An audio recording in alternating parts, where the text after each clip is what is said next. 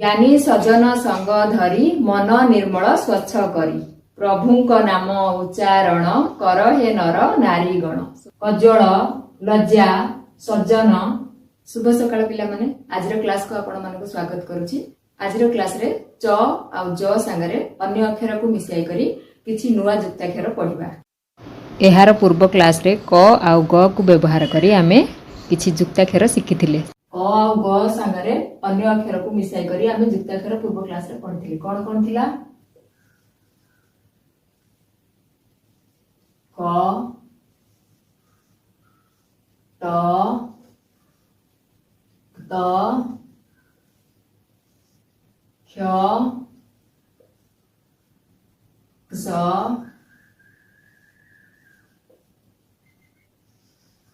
ग द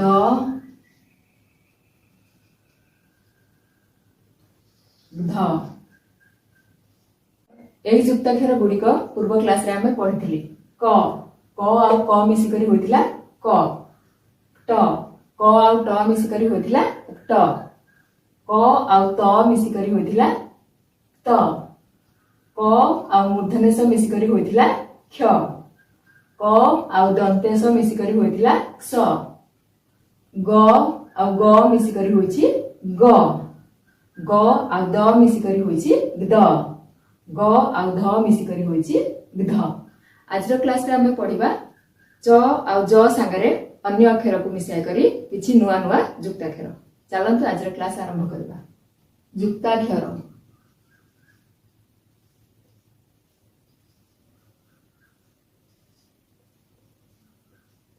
क्ष र। जुक्ताक्षर च जुक्त च समान च। दुईटी शून्य दबा च लिखिबा। दुईटी च मिसी करी होइछि च। च जुक्त छ मिसी करी होइछि कोन? दुईटी शून्य देकी च जेमति लिखिथिले सेमति लिखिबा। ता तळे छंद दबा छ। च जुक्त न्य समान च। कौन लिखिबा? च। च लिखि करी तळे गोटे छोटिया निय चिन्ह दबा। न्य लिखिबा। ज कौन उच्चारण करिबा? ज।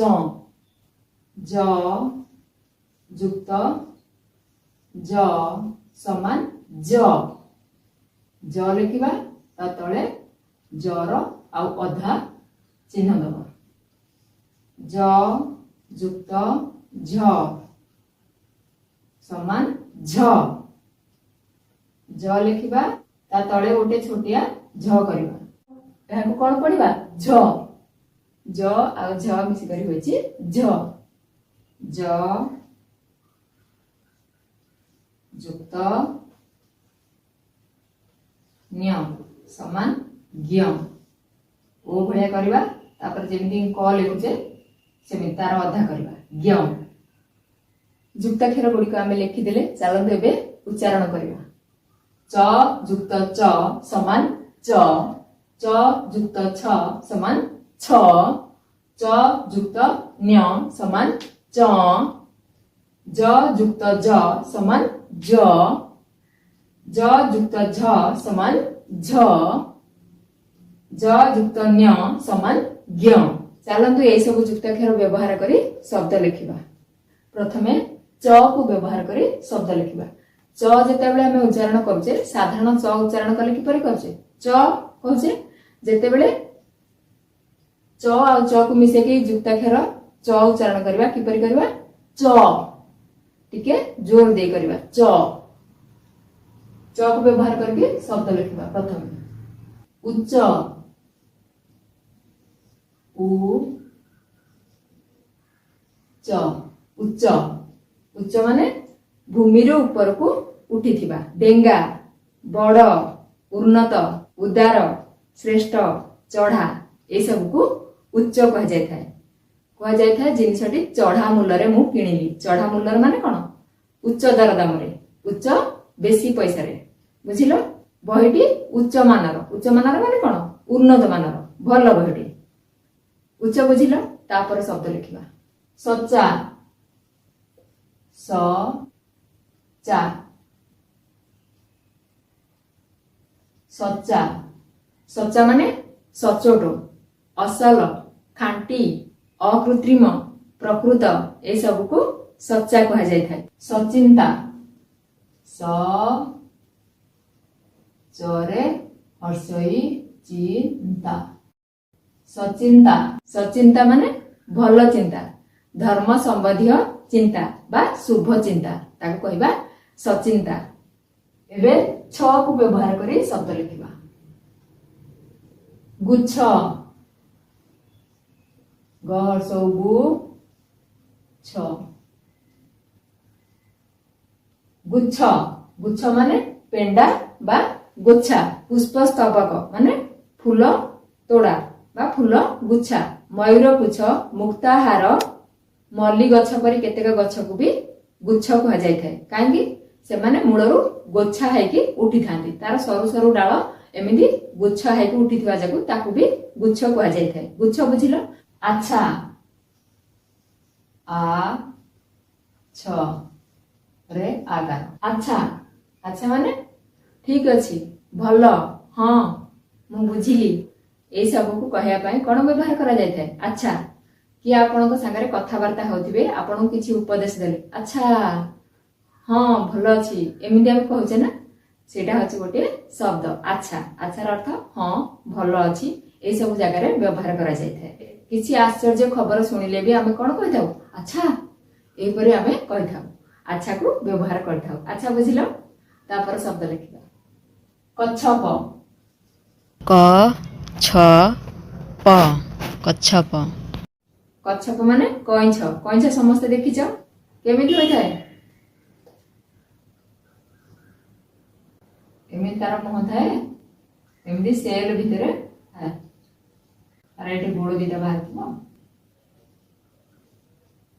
ये होचे कोन कच्छप जेतेले से शत्रु को देखि दिए ता मुंड को पुणी तार खोड़ भितर भर्ती कर दिए से धीरे धीरे चले आ निज को रक्षा करे निज को सुरक्षा करथाए पानी भितर भी रुहे आ बाहर भी रुहे कच्छप बुझिलो तापर शब्द लिखिबा एबे चम को व्यवहार करी शब्द लिखिबा जांचा अंतस्थ जरे आकार जा चा चरे च चरे आकार जा जांचा जांचा माने मागिबा भिक्षा करिबा प्रार्थना करिबा अनुरोध करिबा ए सब को जांचा कहा जाय थाए कहछ ना हम भगवान पाखरे मोर जांचा अछि कोन अछि जांचा अछि ताको अपभ्रंश करी कोन कहै छथि जांचना अछि भगवान को पाखरे मु जाची छी माने भगवान को मागी छी अनुरोध करी छी भिक्षा करी छी कि मोर ए कामटा हे गले म आपन को एडा अर्पण करबी एई परे कहछ ना सेटा हेउची जांचा जांचा बुझिलो तापर शब्द लिखिबा एबे ज को व्यवहार करी शब्द लिखिबा कज्वल क ज ळ कज्जल कज्जल माने कला आखिरे जो लगाउचे कज्जल ताको कहा जाय थाए कज्जल कज्जल माने कज्जल बा कला लज्जा ल जा लज्जा लज्जा माने लाज करिबा लाज लाज कोन निंदित कार्य करिले बा खराब कार्य करिले लोक जानिले मते कोन कहिबे बोली मनरे जो भय थाए ताको हमें लज्जा कहिथाउ बा लाज कहिथाउ लज्जार आ कोन कोन समानार्थक शब्द होई परिबो कुंठा संकोच ब्रीडा ए सब को लज्जा कह जाय थाए सज्जन स ज न सज्जन सज्जन माने संत साधु सुजन सचरित्र सुजात साधु व्यक्ति ए सब को बुझाई थाए सज्जन बुझिलो सज्जन माने साधारणतः भल लोक बुझिलो तापर शब्द लिखिबा एबे झ को व्यवहार करी शब्द लिखिबा झ की परि होची ज आ झ मिसी करी होची झ उझटी उ झ ଜ ତଳେ ଝ ଲେଖିକି ଛୋଟିଆ ଝଟେ ଲେଖିବା। କୁଝଟି, କୁଝଟି, କୁଝଟି ମାନେ କୁହୁଡ଼ି ବା କୋହରା, ତାକୁ କହିବା କୁଝଟି। କୁଝଟିକା, କ ହର୍ଷ କୁ ଝ, ଜ ଆଉ ଝ ମିଶିକରି ହଉଛି ଝ, କୁଝ ଟିକା, ଟି କ ଆକାର କା। କୁଝଟିକା, କୁଝଟିକା ମାନେ ସେ ସମାନ ଅର୍ଥ, କୁହୁଡ଼ି ବା କୋହରା, ତାକୁ ବି କହିବା କୁଝଟିକା। ତାପରେ ଶବ୍ଦ ଲେଖିବା। ଏବେ ଜ୍ଞକୁ ବ୍ୟବହାର କରି ଶବ୍ଦ ଲେଖିବା। ଯଜ୍ଞ, ଜ ଜ୍ଞ, ଯଜ୍ଞ, ଯଜ୍ଞ, ଯଜ୍ଞ ଦେଖିବାକୁ ସମସ୍ତେ ଯାଉଛ, ଭଗବାନଙ୍କ ପାଖରେ ପୂଜା ହଉଛି ଦେଖୁଛ। ଯଜ୍ଞ ମାନେ କଣ? ଯଜ୍ଞ ମାନେ ଯାଗ ବା ଦେବତାଙ୍କ ଉଦ୍ଦେଶ୍ୟରେ ବୈଦିକ ରୀତିରେ ଘିଅ ଆହୁତି ଆଉ ହୋମକୁ ଯଜ୍ଞ କୁହାଯାଇଥାଏ। ଗାଁରେ ସବୁ ଯଜ୍ଞ ହୁଏ, ହୋମ ହୁଏ, ପୂଜା ହୁଏ, ଭଗବାନଙ୍କୁ ଆହୁତି ଦିଆଯାଏ। ଯଜ୍ଞ କୁଣ୍ଡ ଥାଏ, ସେଥିରେ ଅଗ୍ନି ଜଳେଇକି ସେଥିରେ ଆହୁତି ଦିଆଯାଏ। ମାନାଯାଏ କି ସେଥିରେ ଆହୁତି ଦେଲେ ଭଗବାନଙ୍କ ପାଖରେ ପହଞ୍ଚିଥାଏ ବା ଈଶ୍ୱରଙ୍କ ପାଖରେ ପହଞ୍ଚିଥାଏ। ଯଜ୍ଞ ବୁଝିଲ? ତାପରେ ଶବ୍ଦ ଲେଖିବା। ଆଜ୍ଞା, ଆ ଜ୍ଞରେ ଆକାର, ଆଜ୍ଞା, ଆଜ୍ଞା ମାନେ ଆଦେଶ, ନିଯୋଗ, ହୁକୁମ, ଅନୁମତି, ଏସବୁକୁ ଆଜ୍ଞା କୁହାଯାଇଥାଏ। ଆଜ୍ଞାକୁ ଆହୁରି କେତେକ ଜାଗାରେ ବ୍ୟବହାର କରାଯାଇଥାଏ। ସ୍ୱୀକାର ସୂଚକ ଭାବରେ ଆଜ୍ଞାକୁ ବ୍ୟବହାର କରାଯାଇଥାଏ। ବଡ଼ ଲୋକ ଆପଣଙ୍କୁ ଯଦି କିଛି କୁହନ୍ତି କରିବା ପାଇଁ, ତ ଆପଣ କଣ କହିଥାନ୍ତି? ଆଜ୍ଞା। ଯଦି କାହାକୁ ଆପଣ ସମ୍ମାନ ଦେବାକୁ ଚାହାନ୍ତି ତାହେଲେ କଣ କୁହନ୍ତି? ଆଜ୍ଞା, ଆଜ୍ଞା ନମସ୍କାର, ଆଜ୍ଞା ଆପଣ କେମିତି ଅଛନ୍ତି? ଆଜ୍ଞା ଗୋଟେ ସମ୍ମାନସ୍ପଦ ପଦବୀ। ଆଜ୍ଞା ବୁଝିଲ? ତାପରେ ଶବ୍ଦ ଲେଖିବା। ବିଜ୍ଞାନ, ବି ଜ୍ଞା ନ, ଜ୍ଞରେ ଆକାର, ବିଜ୍ଞାନ। ବିଜ୍ଞାନ କହିଲେ ବିଶିଷ୍ଟ ଜ୍ଞାନ, କୌଣସି ବିଷୟ ସମ୍ବନ୍ଧରେ ଜ୍ଞାତବ୍ୟ ତତ୍ତ୍ୱ, ଅନୁଭୂତିରୁ ପ୍ରାପ୍ତ ହେଉଥିବା ଜ୍ଞାନ, ତାକୁ କୁହାଯାଇଥାଏ ବିଜ୍ଞାନ। ବହୁତ ଅର୍ଥରେ ବିଜ୍ଞାନକୁ ବ୍ୟବହାର କରାଯାଇଥାଏ। ତତ୍ତ୍ୱ ଜ୍ଞାନକୁ ବି ବିଜ୍ଞାନ କୁହାଯାଇଥାଏ। ଆପଣ ଯାହା ଯାହା ସବୁ ଜିନିଷ ଦେଖୁଛନ୍ତି ତାହା ଉପରେ ଗବେଷଣା କରି ଅନୁସନ୍ଧାନ କରି ଯୋଉ ଜ୍ଞାନ ମିଳିଥାଏ ତାକୁ ବିଜ୍ଞାନ କୁହାଯାଇଥାଏ। ବିଜ୍ଞାନ ବୁଝିଲ? ଏହି ଯୁକ୍ତାକ୍ଷର ଗୁଡିକ ବ୍ୟବହାର କରି ଆମେ ଶବ୍ଦ ଗୁଡିକ ଲେଖିଲେ, ଚାଲନ୍ତୁ ଶବ୍ଦ ଗୁଡିକୁ ଥରେ ପଢି ନବା। ଉଚ୍ଚ, ସଚା, ସଚିନ୍ତା, ଗୁଚ୍ଛ, ଆଚ୍ଛା, କଚ୍ଛପ, ଯାଞ୍ଚା, କଜ୍ୱଳ, ଲଜ୍ଜା, ସଜ୍ଜନ, କୁଝଟି, କୁଝଟିକା, ଯଜ୍ଞ, ଆଜ୍ଞା, ବିଜ୍ଞାନ। এই শব্দ গুড়িক ব্যবহার করে কিছু ছোট শিশু গীত ଅଛି, ଚାଲନ୍ତୁ ତାକୁ ଲେଖିବା, ପଢିବା, ବୁଝିବାକୁ ଚେଷ୍ଟା କରିବା। ଜ୍ଞାନୀ ସଜନ ସଙ୍ଗ ଧରି ମନ ନିର୍ମଳ ସ୍ୱଚ୍ଛ କରି ପ୍ରଭୁଙ୍କ ନାମ ଉଚ୍ଚାରଣ କର ହେ ନର ନାରୀ ଗଣ। ସୁନ୍ଦର ପଦ ହୋଇଛି, ଚାଲନ୍ତୁ ଲେଖି ନବା। ଜ୍ଞାନୀ ସଜନ ସଙ୍ଗ ଧରି, ଜ୍ଞାନୀ, ଜ୍ଞାନୀ ସଜନ, ଯୋଉ ଯୋଉ ଶବ୍ଦ ଗୁଡିକ ପଢିଥିଲେ ସେଇ ଶବ୍ଦ ଗୁଡିକ ଏଥିରେ ବ୍ୟବହାର ହେଉଛି। ଜ୍ଞାନୀ ସଜ୍ଜନ ସଙ୍ଗ ଧରି, ସଙ୍ଗ ଧରି, ମନ ନିର୍ମଳ ସ୍ୱଚ୍ଛ କରି, ମନ ନିର୍ମଳ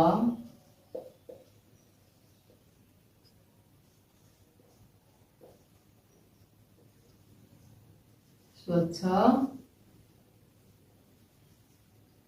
କରି ପ୍ରଭୁଙ୍କ ନାମ ଉଚ୍ଚାରଣ, ପ୍ରଭୁଙ୍କ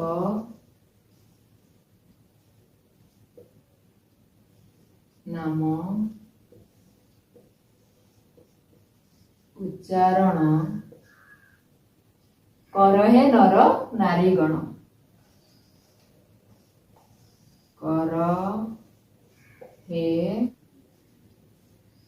ନର ନାରୀ ଗଣ। ଜ୍ଞାନୀ ସଜନ ସଙ୍ଗ ଧରି ମନ ନିର୍ମଳ ସ୍ୱଚ୍ଛ କରି ପ୍ରଭୁଙ୍କ ନାମ ଉଚ୍ଚାରଣ କର ହେ ନର ନାରୀ ଗଣ। ଜ୍ଞାନୀ ସଜନ ସଙ୍ଗ ଧରି, କୋଉମାନଙ୍କର ସଙ୍ଗ ଧରିବ? ଜ୍ଞାନୀ, ଯୋଉମାନେ ବିଜ୍ଞ, ପଣ୍ଡିତ, ବିଚକ୍ଷଣ, ଭଲ ବୁଦ୍ଧି ଥିବା ଲୋକ। ଜ୍ଞାନୀ ସଜନ ସଙ୍ଗ ଧରି, ସଜନ ମାନେ ଭଲ ଲୋକ, ସଚ୍ଚୋଟ ଲୋକ। ଜ୍ଞାନୀ ଆଉ ସଜ୍ଜନ ମାନଙ୍କ ସାଙ୍ଗରେ ସାଙ୍ଗ ହୋଇ। ମନ ନିର୍ମଳ ସ୍ୱଚ୍ଛ କରି। ମନ ନିର୍ମଳ ମନକୁ ସଫା କରି, ମନରେ କିଛି ଗନ୍ଧିଆ ରଖିବାନି, ମାନେ ଆଗରେ ଭଲ କହୁଥିବା ପଛରେ କାର ଖରାପ ଚିନ୍ତା କରୁଥିବା, ସେଇଟା ହଉଛି ମନକୁ ଖରାପ କରିବା। ମନକୁ ନିର୍ମଳ କରିବା, ଯାହା କହିବା ମୁହଁରେ କହିବା, ଯାହା କରିବା ଖୋଲିକି କରିବା, ବା ଯାହା କାମ କରିବା ସବୁ ଖୋଲା ମନରେ କରିବା, ନିର୍ମଳ ମନରେ କରିବା। ମନ ନିର୍ମଳ ସ୍ୱଚ୍ଛ କରି, ମନକୁ ପବିତ୍ର କରି, ସୁନ୍ଦର କରି, ସ୍ୱଚ୍ଛ କରି, ପରିଷ୍କାର କରି। ପ୍ରଭୁଙ୍କ ନାମ ଉଚ୍ଚାରଣ କର ହେ ନର ନାରୀଗଣ। ହେ ନର ନାରୀଗଣ, ହେ ଲୋକମାନେ, ହେ ପୁରୁଷ ସ୍ତ୍ରୀ ସମସ୍ତଙ୍କୁ ମିଶାଇ କରି କୁହାଯାଇଛି। ହେ ଲୋକମାନେ ମନକୁ ପବିତ୍ର କରି ଜ୍ଞାନୀ ସଜ୍ଜନଙ୍କର ସାଙ୍ଗ ହୋଇ ବୁଦ୍ଧିମାନ ପଣ୍ଡିତ ଲୋକମାନଙ୍କ ସାଙ୍ଗରେ ଧରି ଭଗବାନଙ୍କୁ ପ୍ରାର୍ଥନା କର। ନାମ ଉଚ୍ଚାରଣ ମାନେ କଣ? ନାମ କୀର୍ତ୍ତନ କରିବା, ନାମ ଭଜନ କରିବା, ଭଗବାନଙ୍କର ନାମ କୀର୍ତ୍ତନ କର। ବୁଝିଲ? ବହୁତ ସୁନ୍ଦର ପଦଟିଏ ହୋଇଛି। ଆଜିର କ୍ଲାସରେ ଆମେ ପଢିଲେ ଯୁକ୍ତାକ୍ଷର। କଣ କଣ ସବୁ ଯୁକ୍ତାକ୍ଷର ପଢିଲେ ଚାଲ ଦେଖି ନବା ଥରେ। ଚ, ଛ, ଚ, ଜ, ଝ, ଜ୍ଞ। এই ଯୁକ୍ତାକ୍ଷର ଗୁଡ଼ିକ ଆଜି ଆମ କ୍ଲାସରେ ପଢିଲେ। এই ଯୁକ୍ତାକ୍ଷର ଗୁଡ଼ିକ ବ୍ୟବହାର କରି ଶବ୍ଦ ଲେଖିଲେ, ସୁନ୍ଦର ସୁନ୍ଦର ଉପଦେଶ ମୂଳକ ଛୋଟ ଶିଶୁ ଗୀତ ଲେଖିଲେ, ତାକୁ ପଢିଲେ, ତାର ଅର୍ଥ ବୁଝିବାକୁ ଚେଷ୍ଟା କରିଲେ। ଆଜିର କ୍ଲାସଟିକୁ ଏଇଠି ରଖିବା।